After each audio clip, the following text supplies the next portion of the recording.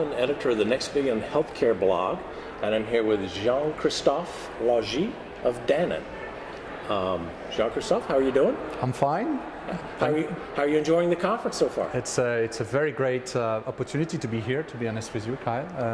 And I'm glad to have a short discussion with you on what we do from a Danone perspective on what we name DOP. Okay. Can you tell us about Danone's activities in the healthcare sector? Sure.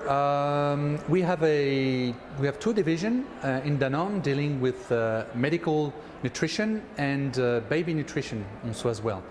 There are two other business are around dairy production and water production.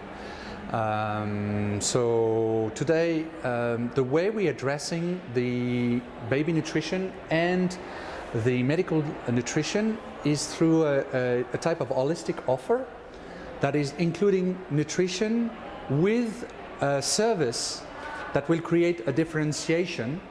And so therefore, there is not only a question of providing a product, there is a question of providing a full service including nutrition. And to do this, you have to rethink completely the way you design your offer. Mm-hmm. Now tell me about your role in Danone and how your organization not just coexists, but actually might change the culture within Danone. So first of all, I'm part of what we name the Ecosystem Fund. It's a separate entity. It's a fund of 100 million euro, endowment fund, that is today helping our business unit to co-create with a non-for-profit organization alternative inclusive business model. Mm-hmm. We are trying to maximize our socio-economic footprint through a business partnership with local economic actors with who usually large corporations like ours are not cooperating with. Mm-hmm. So the idea is there is a big opportunity to strengthen and develop the ecosystem fund of the ecosystem of Danone by increasing the number of partners we can make business with. Mm-hmm. And a few examples quickly. So we're working with extremely small farmers. We saw at the convention that there is around 600 million household farmers who are basically farmers of subsistence and who can provide you raw materials. And it's a very, very important challenge today because we are 7 billion people on the planet. We will be 9 billion on the planet. So there is a scarcity of resources. Mm-hmm. What can you do to interact with those small farmers in order to value what is not consumed by them? And opening new relationship with those farmers based on a high quality that is requested by a large organization like Danone. A second example, we're talking about health. There is a need for caring services around the well-aging. We know that, for example, not only in developing countries, but in some also emerging economy, like in China, aging is becoming a critical challenge for the country.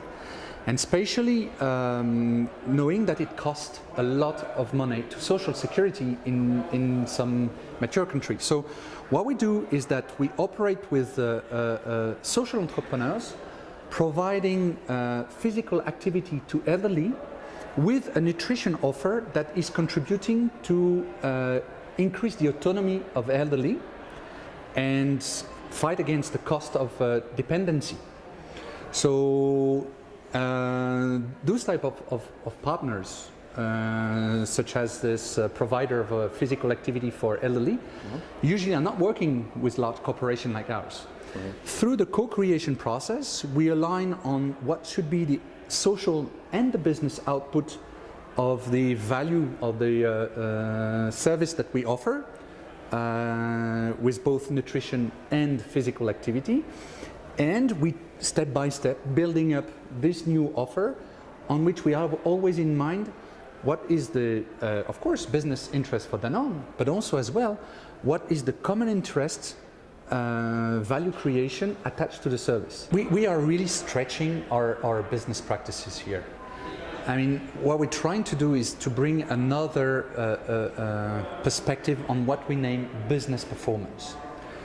Because if you look only at the top line or bottom line generated by such cooperation, such co-creation, I think that we're missing the overall business value attached to such partnership. In fact, thanks to this type of new way of operating your business, you are strengthening the reputation of your organization. You are opening,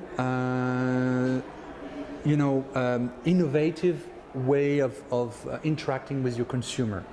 You are building up a network with non-for-profit organization and institution. And the specificity of what we do is it's from the beginning co-created, and it's not instrumentalized. It's very pragmatic because we both organizations try to align on this social and business output, but everyone has got the right to say no on and both organizations are making decision on the overall model. We're not asking the NGO or the non-for-profit organization to deal with the social output, and we as business guy, we're going to deal with the business output. No, it's inclusive. This is what we name inclusive. So I would say that we are trying to transform our business practices for a better sustainability in all what we do. And I would say that probably what I could name, not unique, but very specific in what we do. It's not coexisting, it's really inside our organization. So what do you hope to take away from this conference? We say that we are part of the solution. When Ted is making the conclusion that together we're going to walk far, I'm clearly convinced that we are only part of the solution. So what I'm expecting from this type of event is basically meeting people. All the stories are a story of getting acquainted with other organization and build up a network. Because I can be part of the solution, maybe another private organization can be part of the solution, NGO, institutional organization can be part of the solution. You know, we are, from this type of event, I feel stronger because I feel connected. Mm-hmm. And the people that I met here are amazing, and they are not dreamers, they are people, change makers. And feeling part of this network of change makers is for me an energizer type of a drink. I'm drinking an energizer drink here. Very cool. Thank you very much. Thank you.